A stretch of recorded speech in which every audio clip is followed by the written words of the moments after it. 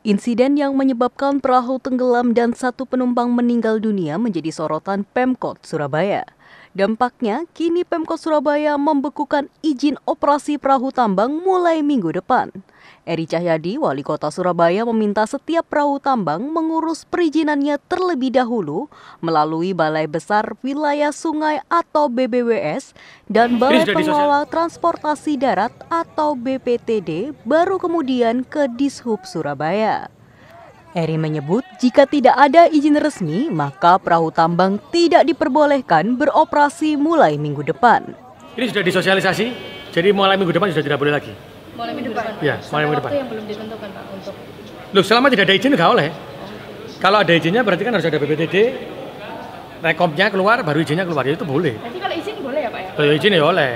Kalau izin boleh itu berarti kan harus ada syaratnya, kapalnya koyo opo, terus apa tambatannya kayak apa kan begitu. Tutup koyo kayu ngono kan.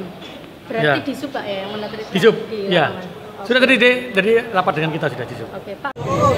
Hal tersebut Eri sampaikan agar tidak ada lagi korban meninggal ketika menaiki perahu tambang yang tidak ada izin resmi sehingga membahayakan penumpang.